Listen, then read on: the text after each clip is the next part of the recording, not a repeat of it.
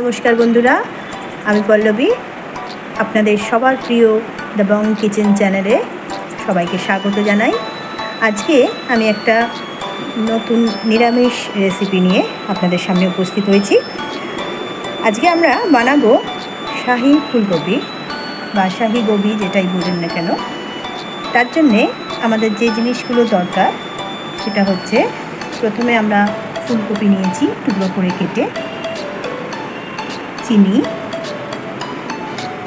চালমগজ, সাদা তিল, লঙ্কা গুঁড়ো, কাশ্মীরি লঙ্কার গুঁড়ো, গরম মশলা গোটা, গরম মশলা গুঁড়ো, ভালো ঘি, নুন, আদা বাটা, টমেটো এবং দই।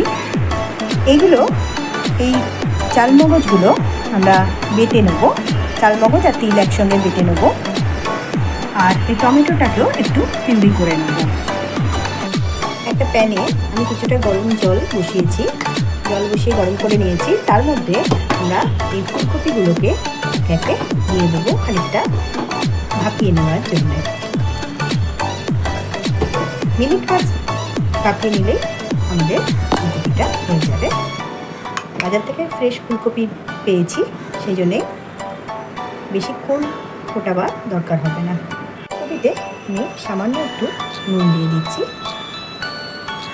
কপিগুলো ভাপানো হয়ে গেছে, এবার আমি জল থেকে কপিগুলোকে তুলে রাখছি।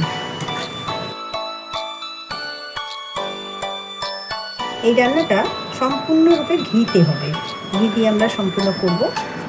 তাই প্রথমে প্যানে আমি ঘিটা দিয়ে দিলাম, একটু বেশি ঘি লাগবে কারণ রান্নাটা পুরোটাই ঘি দিয়ে হবে। এরপরে ঘিটা একটু মেল্ট হয়ে গেলে আমরা গরম মশলাটা আমি দিয়ে দিলাম।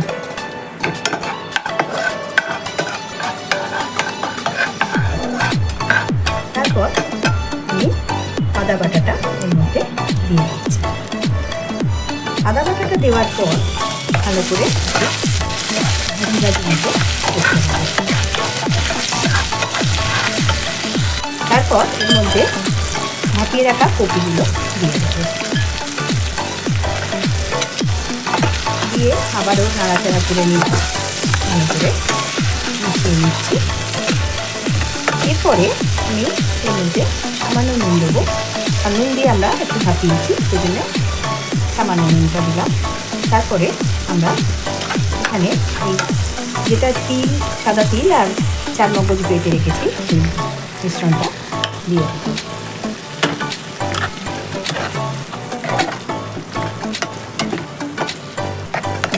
এটা একটু ভাজি ভাজি হবে, তাহলে কাঁচা গন্ধ ছাড়বে। এরপর আমরা আঁচটাকে কমিয়ে দিয়ে দইটা আমরা দিয়ে দেব।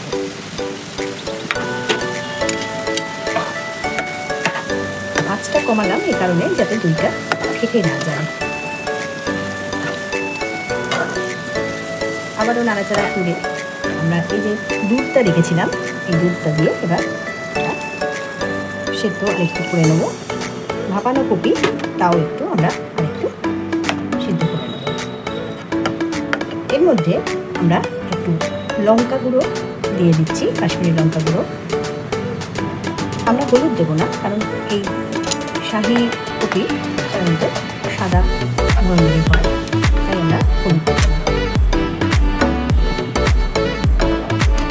এর সঙ্গে আমরা মিশিয়ে দেবো টমেটো বাটা। এবার আমরা আঁচটাকে মিডিয়ামে রাখবো, রেখে একটু সময় দেবো কপিটা সিদ্ধ হবে। কপিটা প্রায় হয়ে এসছে, এরপর আমি চিনিটা দিয়ে দেবো। নুন আর চিনিটা আপনারা নিজেদের স্বাদ মতো দিতে পারেন। আমি হয়ে যাওয়ার প্রায় হয়ে গেছে, তাই গরম মশলা গুঁড়োটা একটু দিয়ে দেবো।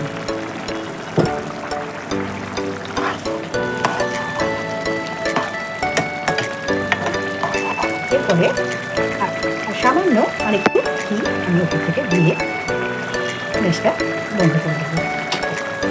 তৈরি হয়ে গেল শাহি ফুলকপি। আমাদের শাহি ফুলকপি একদম তৈরি। আমাদের শাহি ফুলকপি রেডি। আমরা এটা লুচি, পরোটা কচুরি সবার সঙ্গেই খেতে পারি। আপনারা বাড়িতে অবশ্যই একদিন ট্রাই করবেন এবং কমেন্ট বক্সে আমাকে জানাতে কিন্তু ভুলবেন না, কেমন হয়েছে সেটা আমি জানার আগ্রহে রইলাম। টাটা।